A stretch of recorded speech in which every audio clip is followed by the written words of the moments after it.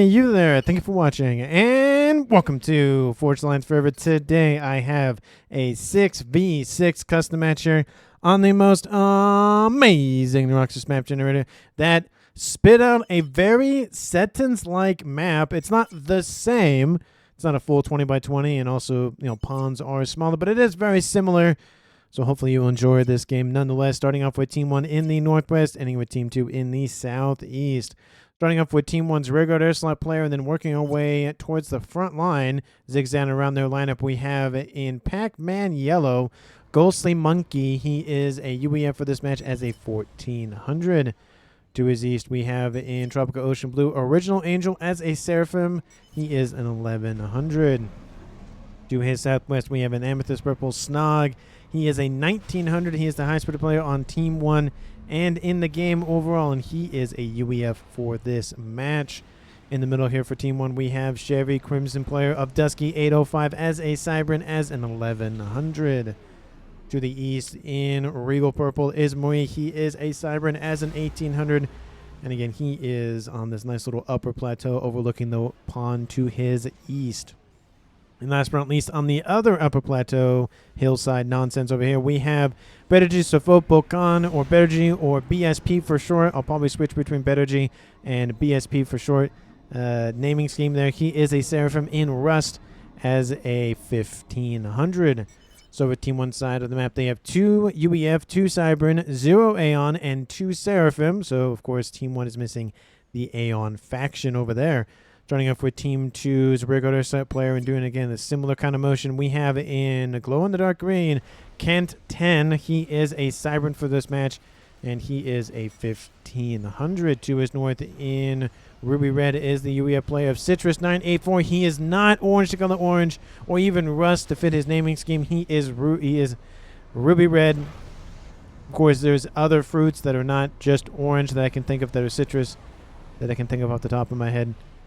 But anyway, it just naming scheme, whatnot, I feel like it'd be better if he was orange to color orange. But anyway, again, he is a 1700 in Ruby Red as a UEF. To his southwest, one of those 2 orange players in this game being the color orange player is Master Mandel as a UEF. He is a 1400.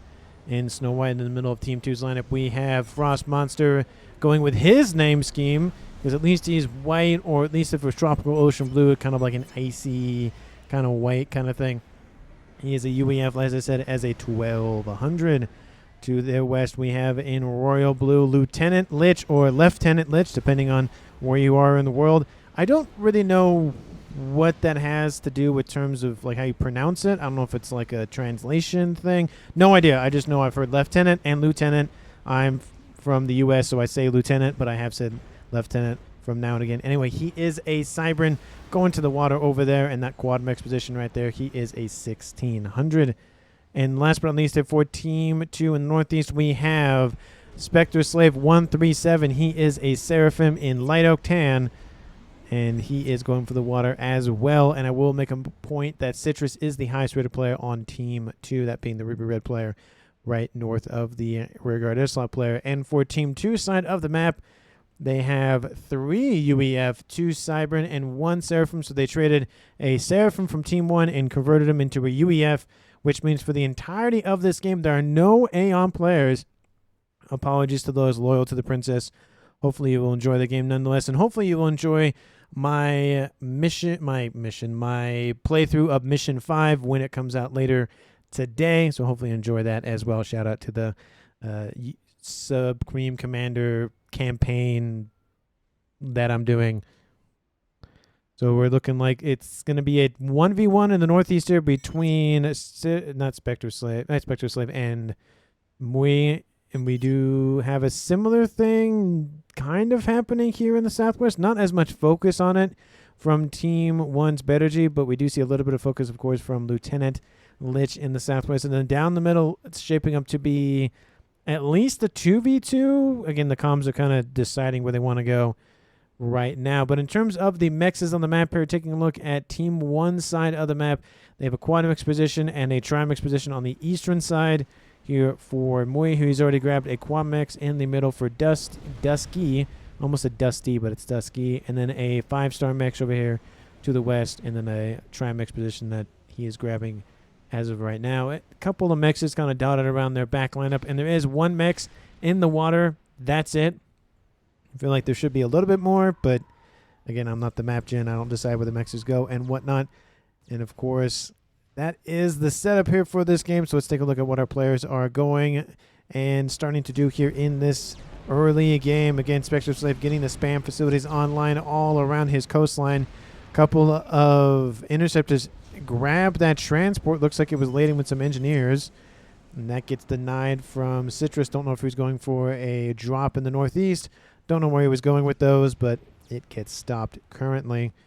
We do see, again, Master Mandel coming in to close up this little hole that's starting to emerge here from Team 2. We do see a wall section being established as well, so that's going to help force those units from Team 1 down southeast instead of straight south in the middle. I will point out, of course, that unlike SETON'S, this map has a very short middle causeway, so it's really easy to divert units north or west, depending if you're Team 2, and then south and east, depending if you're, one way or the other kind of thing for those two teams.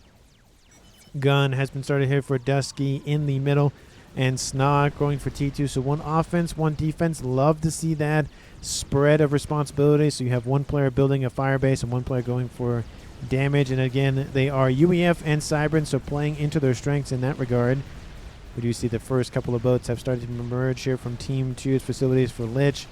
And possibly might be able to naval lock Team 1's Bettergy. He has not finished his first factory, and there is a frigate nearby. One frigate won't stop this, but a couple more will definitely do that. So it's going to be very unfortunate if Bettergy loses that Southern Navy very, very early. We are seeing more facilities being spammed up here for Mui in the northeast position. And he's getting a nice little sub and a couple of frigates to escort it. And, of course, the spam is now online here for Spectre Slave. So it's, again, the very traditional, just get as many units online as quickly as possible.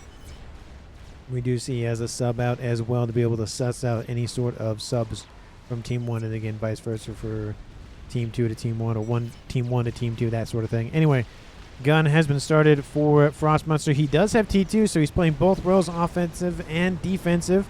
Will that work out for him? Maybe, maybe not. We'll just have to see as time goes on. Bomber does get shot down, unfortunately, before it drops its payload.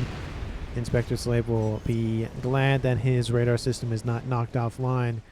Team 1 does have a second air player, it looks like, in the form of Original Angels. So, actually, no, that is upgrading to T2. It's just strange that there's two air facilities there for Ghostly. But there are two air players for Team 1. Team 2, do we have a similar situation? Yes, so it looks like it's going to be 2 air for each team, possibly even 3. But he is Navy, so it's nice to have a T2 air facility for all of those torp bombers. And that transport does drop to the northeastern corner of the map here. Team 1 does not spot the second one. Will not be aware of it for possibly a while, unless that air scout comes and has a fun time over here. But again, spamming out. Naval Factory's getting some torp launches as well, and a radar, sonar. That way he is aware of what's going on up there. I do love that, so he has some security while he's building up a force to protect that investment. We do see sub spam coming online here for Spectre Slave, going after all of these factories. And unfortunately here for Mui, he doesn't have hover tech or pseudo hover tech in terms of having units be on the bottom of the water instead of over the top of it. These subs very, very potent at dealing with the units from Team 1, specifically because they don't have torp defense or torps of their own. Boris Mui could go for the torp launcher on board his commander, but I feel like it's a little bit early to do that. He does get a Team 1 torp launcher to help assist, which will slowly force back Team 2, but I don't know if it'll be enough to really keep Team 2 at bay. Of course, 2 of the 3 facilities are offline. T2 is now online in the Navy for Mui, so if he gets those destroyers online, that will help out a lot. And I didn't even take a look at the reclaim, apologies. I completely forgot about that. Currently on the map, there is 6,000 mass. I don't know. I think I got distracted with other things going on. But I will apologize now for not going for the reclaim. I don't think there was a terrible amount. It kind of looked sparse while I was looking over the map. So some mass, but not a lot. Bettergy trying to get some more frigates online. Are those frigates or are those subs? Maybe those are subs. I can never tell. Anyway, a couple of Jester gunships inbound from Lich, trying to just deter And unfortunately, they get shot down. But there is, of course, more units coming inbound from the ship side of things. It looks like they'll be able to slowly kick Team 1 out of the water in the southern pond. More Zui inbound here from Spectre Slave. Again, going after those facilities. It'll knock out T2. One destroyer is about half done here. So if he can get that online, that will definitely force back Spectre Slave's advancements. But we'll see if he can break through with some assistance possibly from Citrus. Excuse me, I don't know why I'm stumbling over my words today. Over here to the east. T3 air probably should be done by now for somebody on Team 1. Almost online here for Team 1. Team 2, T3 air is online and soon to be online for Kent. So they're just spamming out as many facilities as they can soon to be able to get that air power online. Nice little Selen going after an engineer, while Master Mandel goes for an upgrade on board his commander, going for the tactical missile. Maybe he'll go for Billy Nuke later on, but at least at minimum he'll be able to fire some missiles from his backpack. A couple of bombers over the top here for Snog. He's not feeling too great, but he is getting a T1 AA railgun online and trying to force back Team 2's advancements in the land side of things with, in the naval side of things with land, instead of going for Navy himself. Torp bombers coming in. Not going to do that much damage. It will slowly eat away at the facility, but it's going to take a while. There isn't that much AA in the area. There's a couple of interceptors. They finally take out that bomber. It does look like that bomber is not being, of course, as effective because it's just him. So there's a lot of do some damage, it gets repaired, do some damage, it gets repaired kind of thing. Not really anything lasting. We do see an out pushing here of Mui in the east, forcing back Spectre Slave in the water. He doesn't, oh, he does have T2 Navy online, excuse me. He's going for the destroyer, I would imagine. I do love how that wreck is still there. It hasn't been grabbed as of yet, but it will probably be grabbed at some point. Destroyer is online for Citrus in the northeast, though, and he has T2 Navy online, spammed up a whole bunch of engineers. Looks like these are the engineer facilities, focusing on this facility in particular. And now another destroyer is online. Team 1 has spotted it. Bombers are inbound with some assisting fleet to assist. And now we have Torp bombers inbound from Citrus as well. So he has T2 air online going after that destroyer. Destroyer is feeling not too bad, but there's no cruiser in this mix, so the AA is a little bit not great. But it is slowly being eaten alive by those bombers. We do see bombers inbound for the T2 naval headquarters here for me. He's trying to keep it online as much as he can. Get some tickle cannons to assist. Yenzian online. That's not going to be enough, but trying to negate the torpedo advantage PD nonsense that Mui has spammed up. More Zui are inbound, and they've been given the green light to engage. They're going for that facility. If they knock it out, that's not going to allow Mui to build any more T2 Navy until he replenishes that facility. Another destroyer is probably outbound here shortly. Has he gone for cruiser yet? No, just destroyer. Maybe he'll go for cruiser next. Those missiles would be very, very useful here in taking out that facility. The Zui coming in, taking out all of the Torp launchers, and now being able to target the facility itself. Not looking good here from way in the water. Tickle cannons trying to help out as best they can, and of course the frigates as well. But there's a lot of shots already launched into the air there. That's not looking good. T2 naval headquarters is now down for Mui, and it's just going to be a slow erosion of Team 1's presence in that Navy. In the southwest, things, again, very similar story happening here, almost in the same location. On the other side of the map here, we see Bettergy going, of course, just spamming up as many units as he can. We see Snog getting some torp defenses online. Going for T2, you hardly ever see T2 torp launchers. Instead of, I mean, just spamming out some T1s. Of course, they have better range and whatnot. You hardly ever see them. I think because most people only build them for defensive capable. I mean, they're used for defensive, but they don't use them until they've essentially run out of units. We do see a destroyer over here. It is not a Salem, so it cannot walk on water, but there are mexes being taken out, which is probably worse for Mui. He'd probably want that thing to be on the land and be very slow so his bombers can target it. But now we see that he's being targeted himself. Now he's out of the water.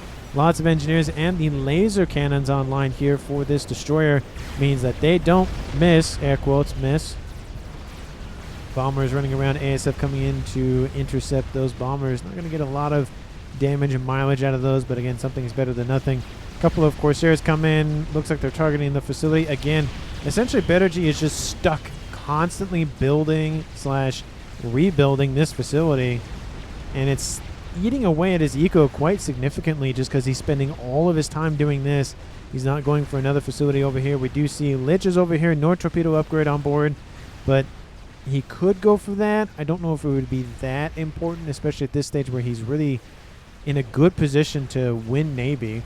Team 2 has 1 Navy in the Northeast. Every naval unit has now been destroyed, or naval unit, air quotes, has now vacated the scene. Lots of facilities taken offline. Lots of reclaim for Team 2 to try to grab and deny from Team 1.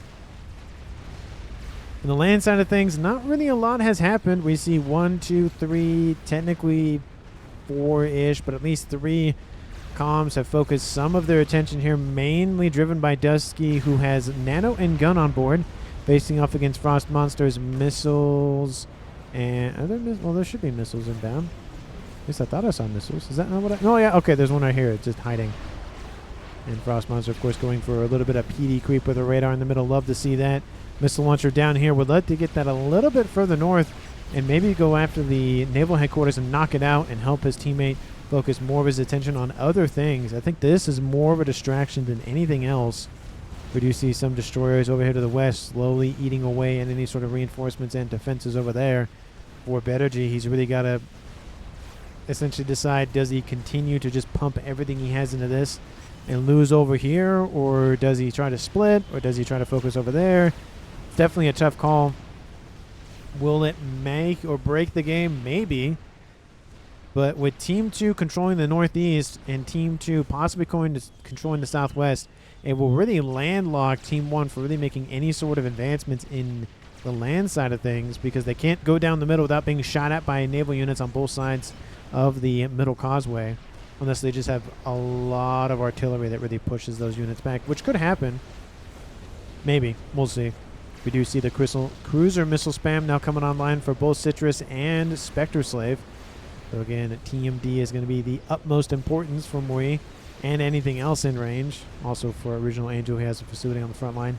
RAS started for that comm in the north.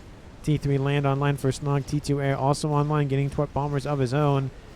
And now we see the air expansions are now commencing here for Team 1's air players. Team 2 should be doing the exact same thing.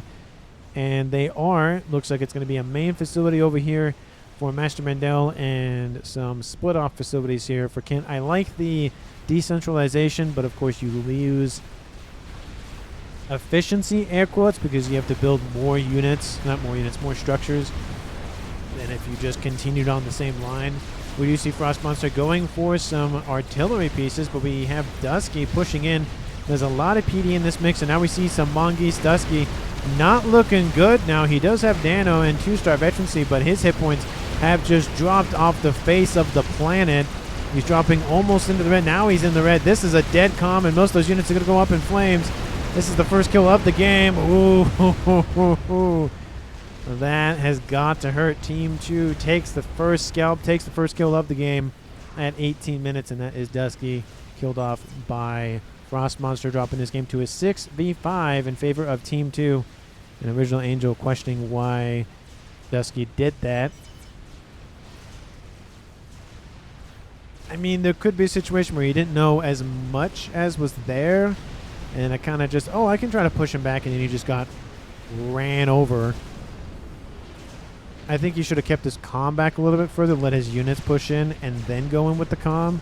I think his comm was too close to that action, I think is what really was the mistake there. But again, I'm just a caster, not supposed to weigh in on every little decision or every little consequence. Yeah, with Nano and Gun, I just melted the 4 PD. I wouldn't say that. If they were tickle cannons, I would agree with you, but they weren't. T3 online for Master Mandel. We do see, of course, those destroyers not poking and prodding as much on Bedergy's western side as he probably could. A couple of some gunships inbound from Team 2's Master Mandel going after all of these destroyers. Going to help out in dealing with those. Will they submerge in time?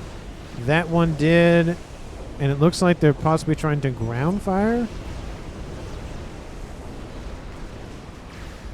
Well, that one popped back out of the water. It looked like it was underneath the surface, but I guess not. Another destroyer inbound, a couple more of them popping out of the water. They do pop out very quickly, to be fair.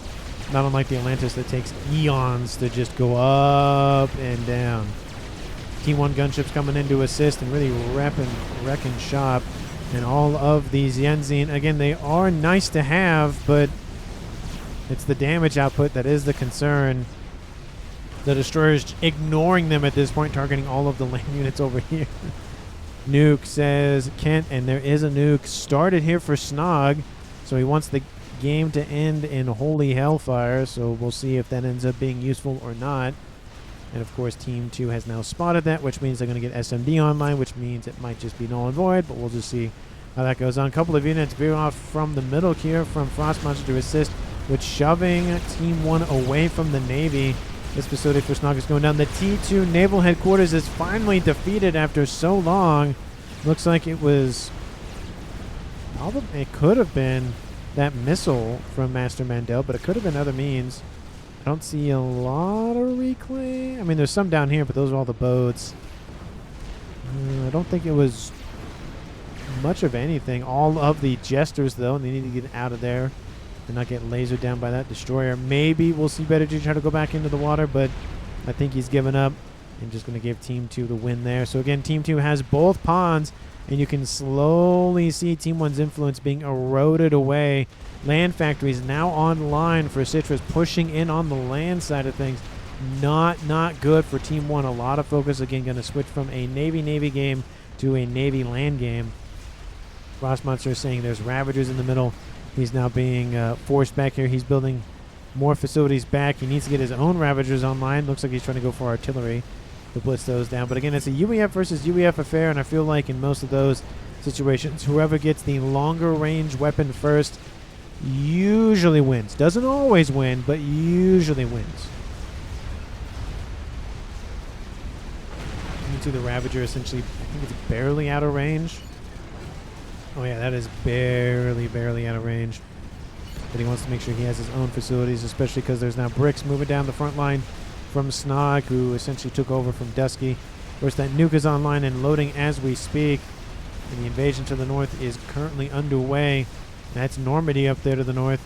Lots of ASFs running around for Orange Scarlet, Orange Player of Master Mandel. But of course, we do see a decent amount here for Kent as well. Looks like ASF count does favor Team 2. But Team 1 is not out of the game yet. They do have their chunk as well. Game overall currently at 22 minutes and almost 22 seconds on the clock. Team 1 has 5 players left, losing Dusky. Team 2 has all of their players remaining, so it is a 6v5 eco situation. Team 1, Team 2, 1.4k each. So no in favor one way or the other. It's possibly more upgrades here for Team 1, specifically because a lot of mixers are being taken offline, so they have to compensate by going for upgrades a little bit earlier, or just trying to get the upgrades done sooner, that sort of thing. It looks like they're trying to pull away, but again, just kind of going back and forth in that regard. And Team 2 owns more than 50% of the map due to the fact that they own the northeast and the southwestern ponds. Looks like there's a little bit of an air fight. Looks like Team 2 won that. Don't know how many ASFs really engaged, but there's another air fight going to happen here to the north. Let me know down in the comments who you think is going to currently win this game. Of course, if you haven't done so already, please like the video and subscribe to the channel. Of course, as always, thank you so very much for watching to roughly the midpoint of the video. And hopefully you enjoy the rest of said video. We do see the gunships going after Snog's commander. Will they get him? I don't know. There's AA being built by both of these players. Snog drops into the yellow, almost into the red, but it looks like he'll be safe for now. There's, of course, missiles coming in all the time. Zapper, zapper, zapper, zapper, zapper, and buzzkills. Buzzkills aren't great, but again, zappers are pretty good. We do see a monkey lord being built here by Mui as well. Couple of Autumns. Don't know where those came from. Looks like they went right down the middle and then right north, going after that pigeon. They're going to blow up into it. That's not a good place to put your units. Oh, there goes essentially all of them. Not a good place, I will admit. Ooh. It looks like some bombers targeted that monkey lord by accident. The missile spam is getting very out of hand here for Team 2. It is Seraphim and UEF Tech combined together, and you can just see that is just a deadly combo in Navy. Zapper's trying to hold the lines, but there are some missiles breaking through once in a while. There goes that Zapper. It's not looking good. Really needs to get some of those Loyalists online to redirect said missiles. It won't, of course, hamper all of them, but those cruisers are not moving, which means whatever missile gets fired back might be enough to at least do some damage. There is some TMD on board all of these cruisers, so it might have to be a lot more of those Loyalists, but something to really force this Navy back. In the north, couple of bricks trying to take out the land engagement here from Citrus. There are, of course, more destroyers up here to try to force back those bricks, and of course now we see the missiles targeting the bricks. Would not recommend, because it is very difficult for missiles to hit moving targets unless you have a homing missile, which I feel would be kind of OP in this game. Would not would admit to that. I just feel like no.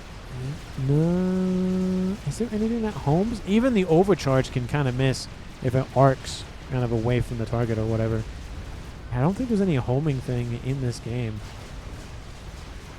Nah, I don't think there is. Anyway, in the north, couple of bombers trying to slow down the cruisers, which they have done a decent job of that. Of course, there is a Salem now on land going after all the mexes for better G on this 5-star mex emplacement. Looks like there's more port bombers inbound, but unfortunately now that Salem's on land, that's not really going to help, and the T1 bombers, again, will slowly eat the health away, but it's going to take a while to do so. In the middle, PD creep happening here for Snog, forcing back Frost Monster, who's throwing out his missiles as we speak. Chicken on its way, monkey built. Those are some experimentals being built by Team 1. And the monkey over here, looks like that was the monkey that finished. And there's a crab now underway here for Moi. How is that nuke going here for Snog? It is 3/4 the way loaded, so Team 1's going to have a nuke online here shortly. SMD over here not loaded. SMD over here will be loaded. SMD will be loaded. So really, Spectre Slave and Frost Monster are the only two open targets. I mean, even this, I think that SMD will clip it if he tries to go for Citrus's base. It's going to be close if he tries to go for that. And he hasn't gone for his own SMD. We have a third T3 air facility as well for Citrus, so 3 air players potentially. At least 2 main, but again, a third one is always welcome. Just because it's nice to have more air. It's nice to have more everything, but I think air is one of those things where it's nice to... Oh, this is this monkey. Never mind. That's a different monkey down there for Snog. And this facility is not doing well. Normandy did not work, unfortunately. It was working for a while. All the cruisers fell back. These cruisers fell back to the south. I feel like these cruisers would almost be more beneficial over here, locking out land from Team 1, specifically because these bombers and bomber fighters slash gunships aren't really... I mean, they're helping, but it's not enough. They really need some bigger target to go after. At least Team 1 does. It would be nice to have Team 2 do that as a distraction to help the land side of things. But the monkey does go down, to be fair. Airfight does occur. Team 2 wins that easily due to the hordes of ASFs from Team 1. But a lot of those gunships are going to suffer some casualties because they just sit there and kind of just take it. But I feel like especially the laser weapons on board the destroyers from Team 2's Spectre Slave could be put in this little bay here, at least kind of force Team 1 back a little bit, do the same thing over here, force them back a little bit, make it annoying to go on land, but still the Brick Force has pushed back Frost Monster, so while Team 2 wins the naval pawns, I guess naval pawns are kind of redundant, at least the pawns, Team 1 is winning the land game, which may be their ray of hope, their shining glimmer of possible victory. I mean, they do have a nuke almost loaded, so that might be a nice little ball of fire to help assist. But there's a chicken online here for Spectre Slave, and I don't think these units are going to get much further than this. Looks like that secondary weapon isn't in range. It needs to get a little bit closer to actually fire it. More P-gens being built. Looks like he needs more power to fuel his machinations and whatnot. Team 2 is air dominating Team 1 by, I'd say, at least 50, if not close to 100 ASFs. 83 for Master Mandel, and 76. We'll call it 150 for Team 1. Sorry, for Team 2. Original Angel, 85. Okay, not terribly. How many is Ghostly? 6. So air dominance, not supremacy, but air dominance here for Team 2. Now we see some gunships coming online here for Citrus. Going for the best air-to-ground weapon in all of the gunship department.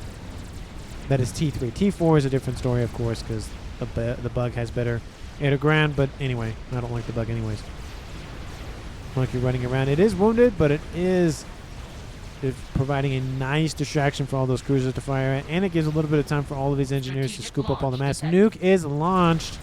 Where is it going? It's going right down to this base. There is an SMD over here. There's an SMD. Oh, it's going to be edge nuke though, isn't it? Oh, yeah. That's going to hurt. Master Mandela isn't nearby. There's a couple of Raspors running around. That's going to be a good nuke. It's going to take out a T3 land headquarters, a couple of some mexes.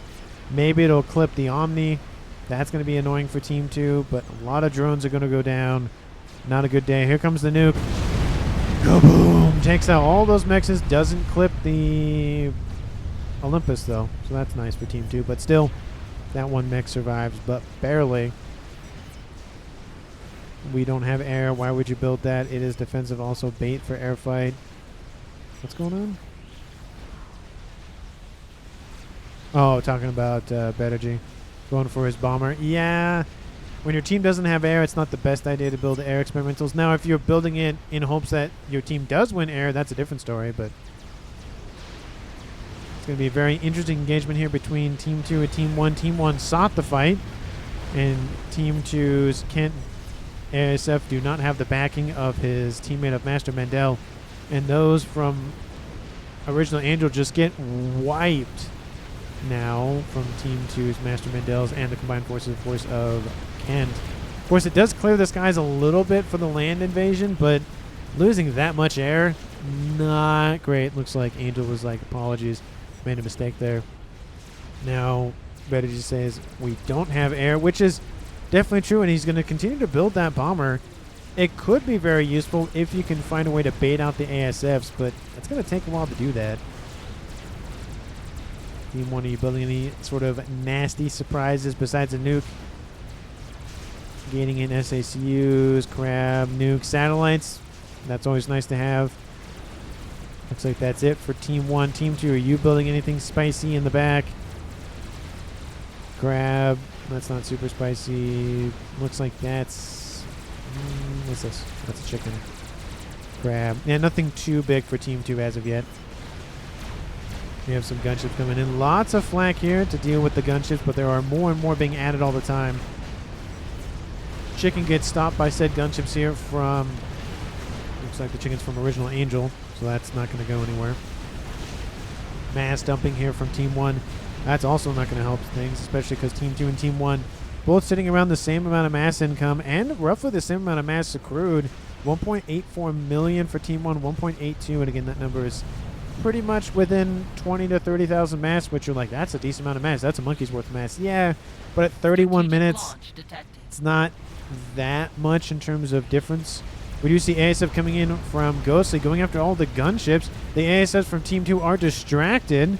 Very unfortunate. Nice snipe here by Ghostly. He saw the target and went for it.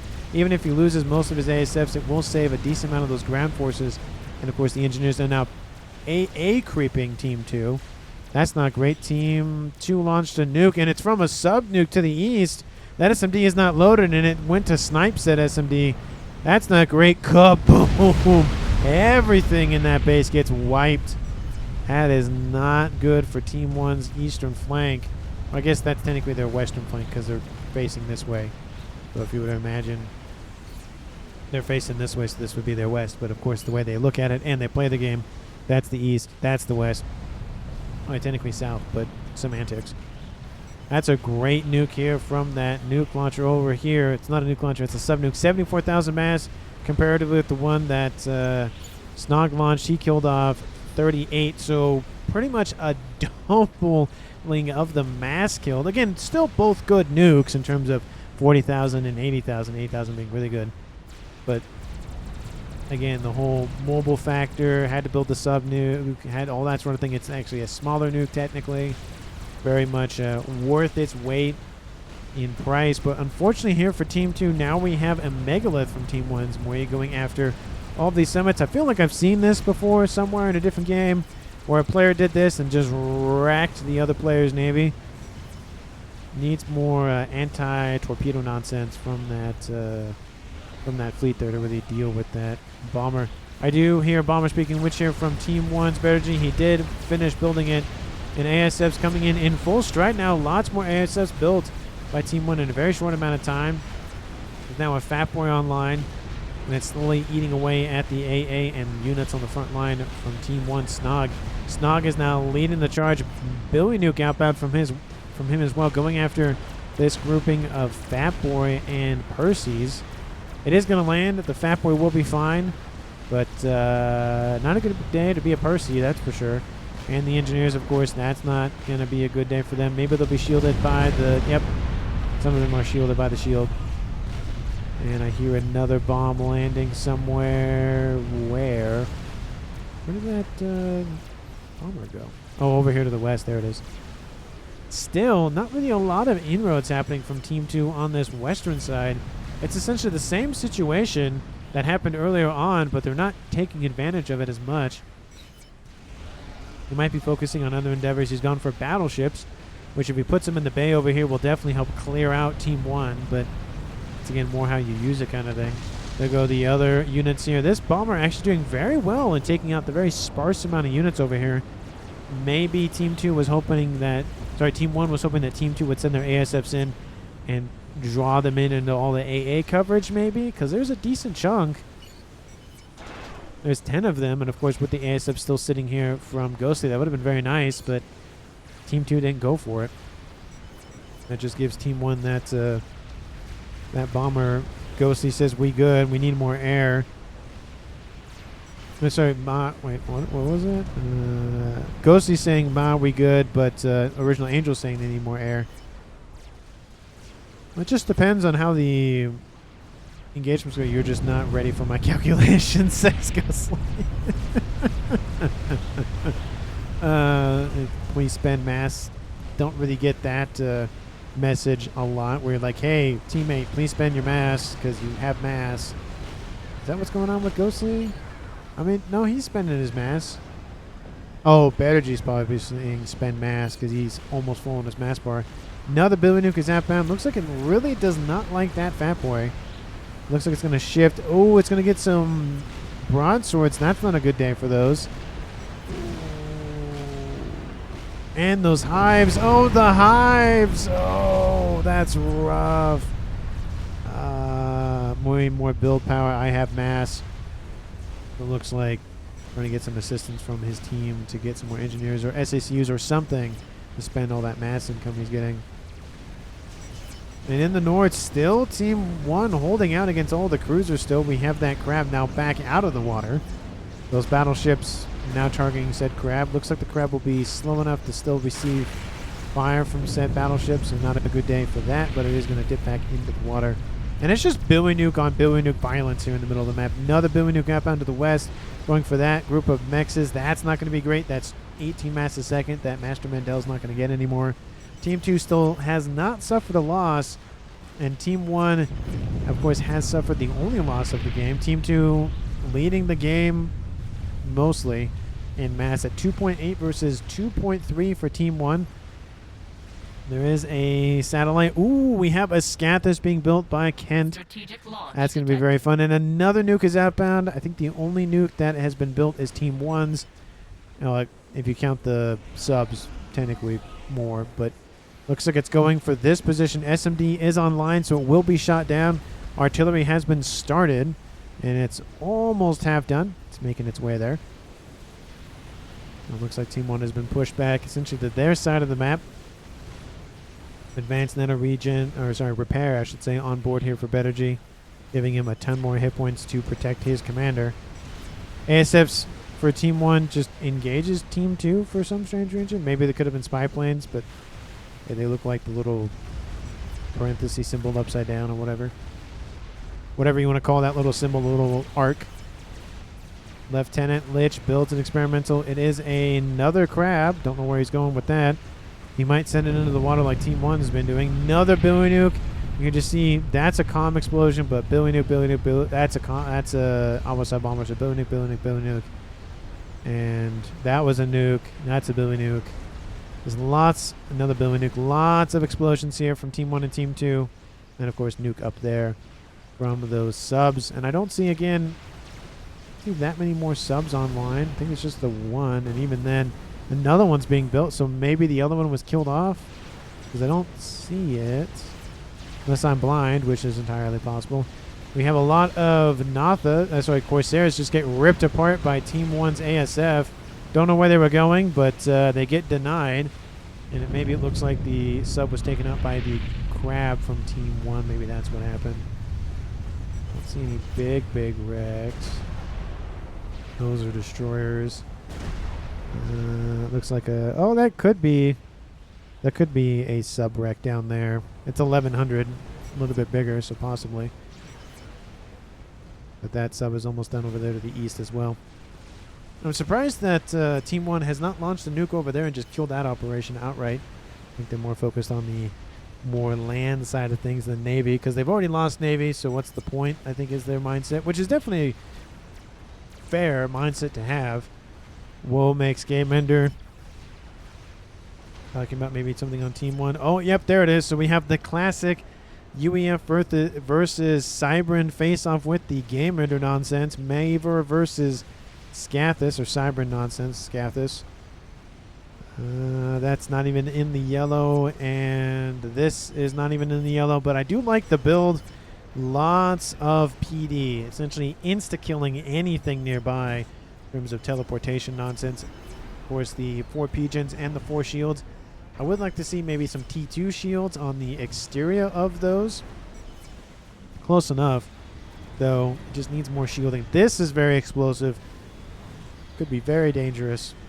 And we do see Snog either gifting over engineers or helping with engineers. Looks like helping with engineers to help share the mass income and alleviate the huge strain on Ghostly's income with some of those engineers.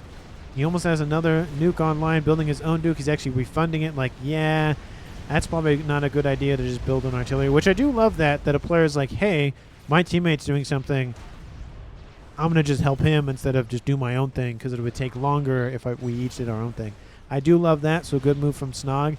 And he's done very well in the middle. He's been pushed back, push in, push back, push in.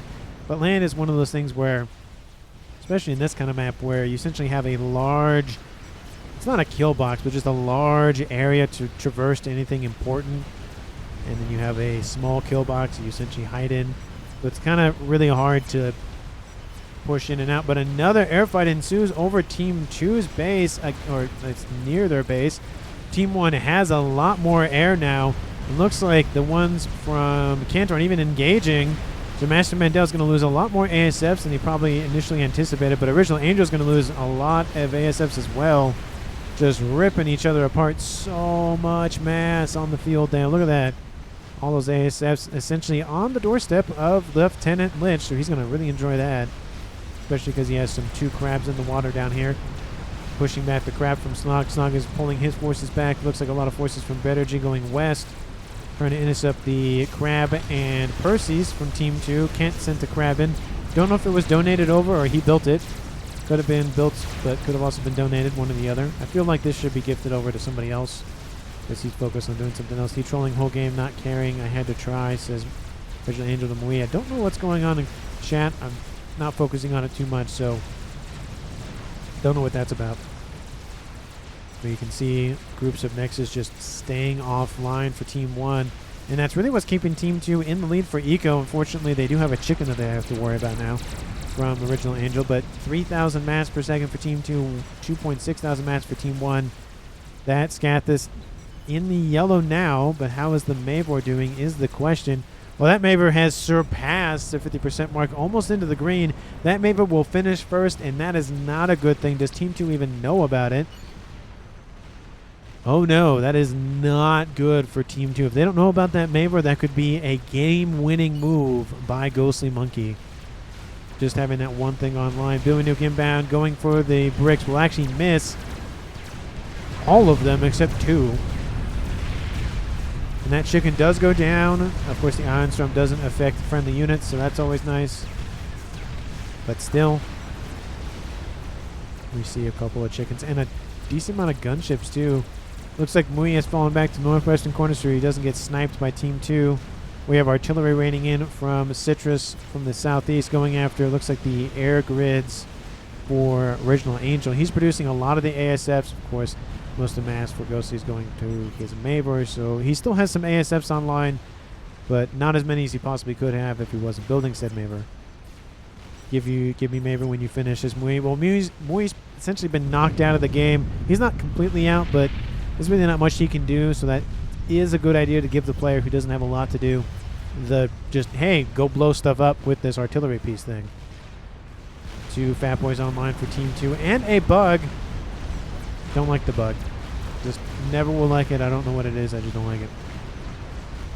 I don't know if it's because it's just I don't like the design or whatever it is. I just don't. I don't know. It's just one of those things where it's another nuke outbound from Team 1 Snog. Will this one be a winner? And it looks like both of the players from Team 2 go, no, I'm not going to have 2 Fat Boys just sit there. I love the fact, though, that the Fat Boy from Frost Monster goes west and all of his other forces go east. Like, yeah, you can be by yourself, Fat Boy. Don't worry about it. I find that kind of funny. Would also be probably smart to invest in an S&D on the front lines, but that's SSU. Oh no, does it get out of the way? I think it will. No, it won't. Oh, Master Mandel. Again, it's 1 SSU, but still, that's gotta hurt. I hear a chicken firing somewhere. Where is it? I don't see it. Where is it?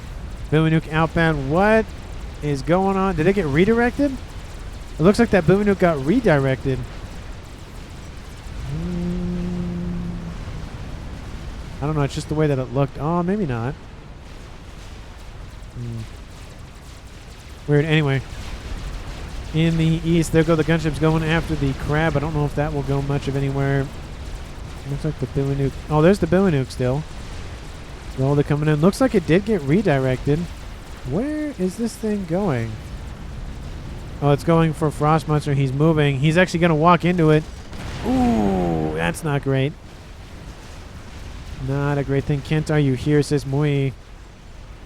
Oh, Kent is being targeted by artillery fire, and he loses the loses the Scathers to the Mabor. So that is not a great thing here for Team 2. Don't know how far along it was. But another Mavor is being built by Team 2. Instead, it's Master Mandel. So we could have a Mavor v. Mavor fight. And tons of strap bombers as well. The only issue is, can those strap bombers get in? And a great engagement here by Master Mandel's ASF, essentially wiping the board of Team 1's Original Angels ASFs. Still ASFs online, but still, you can leave now. I really don't know what's up about that, but something about something. Don't know if it's a lag thing. Don't know if it's a whatever. I have no idea what's going on with that. Lots of units just running back and forth from all these Fat Boys. And now we have a chicken fighting a battleship who's being shot by a bug, sitting next to a crab wreck with some not the fighter bombers overhead. Definitely a really interesting sentence there. Corsairs are being taken. Corsairs cruisers are being taken out. And in the northeast, another chicken online here for Original Angel. It looks like most of those cruisers have broken through a decent amount of the SMD coverage. Sorry, TMD coverage. There's still more up there, but they're slowly whittling it away.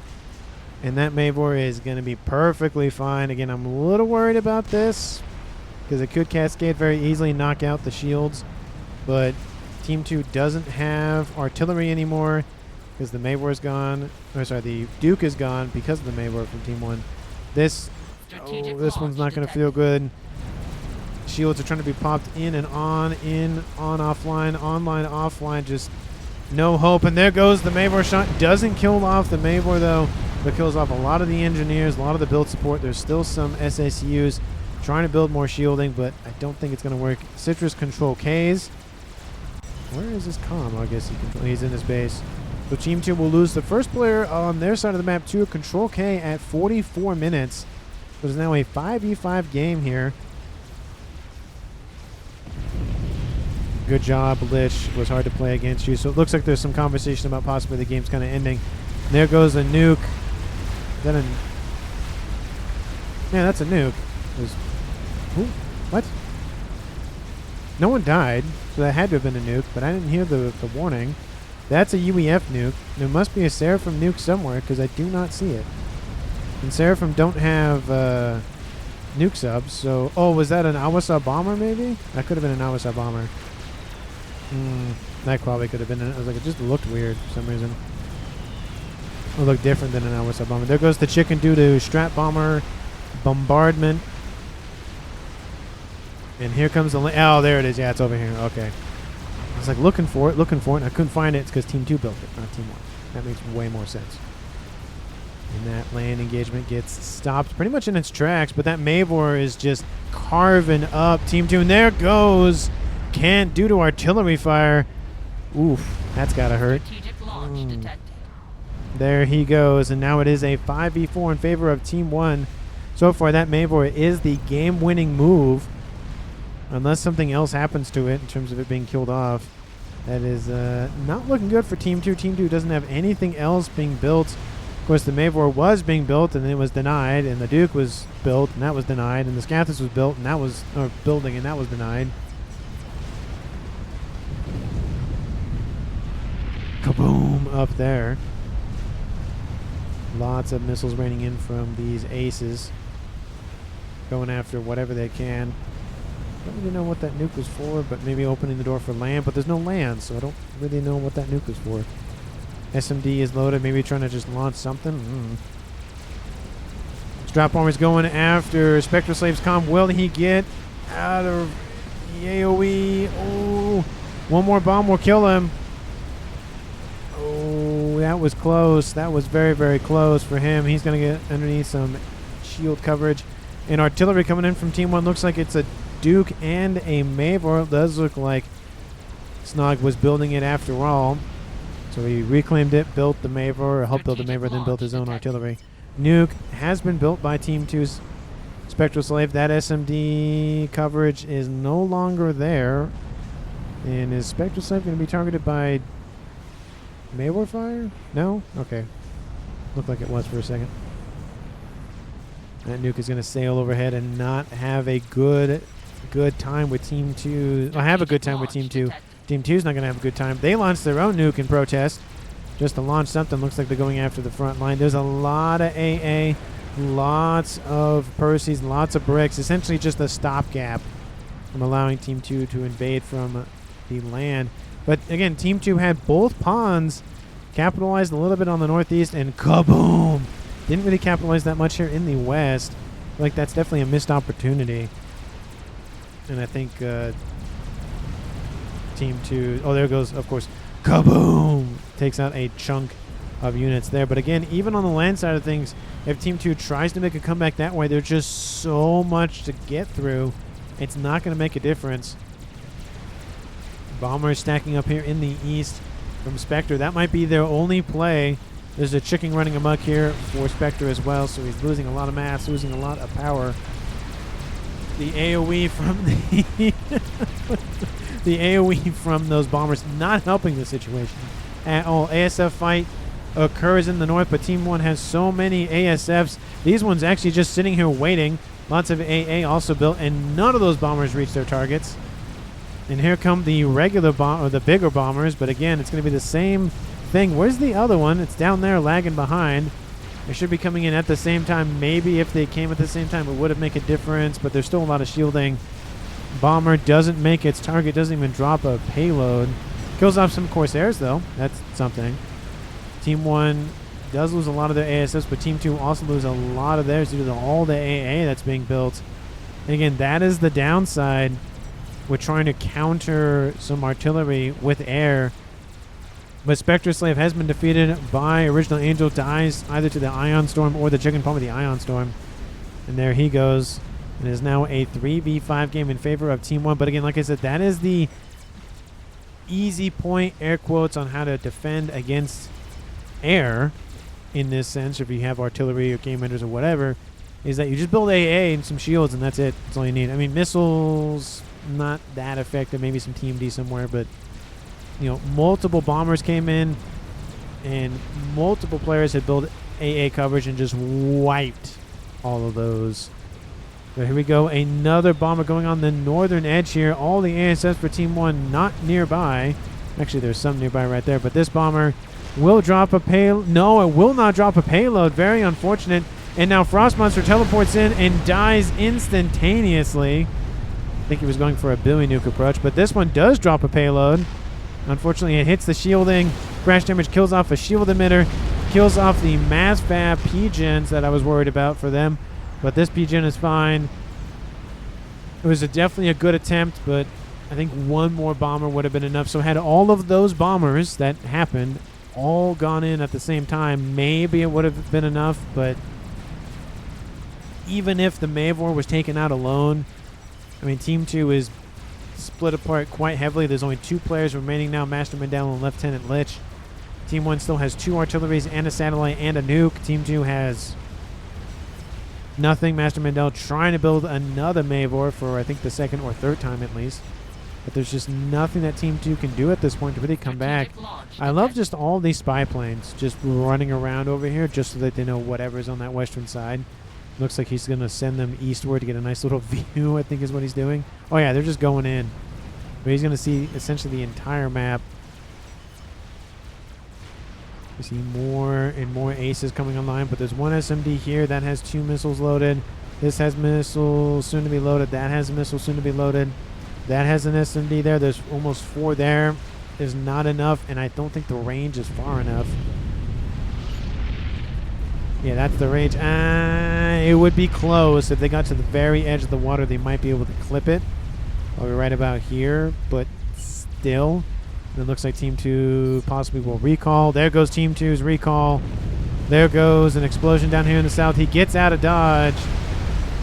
And it looks like actually Lieutenant Lich control K'd there. And that is the game here, folks. 50 minutes and 12 seconds on the clock here. Team 1 wins the game. Game-winning move. MVP, in my opinion.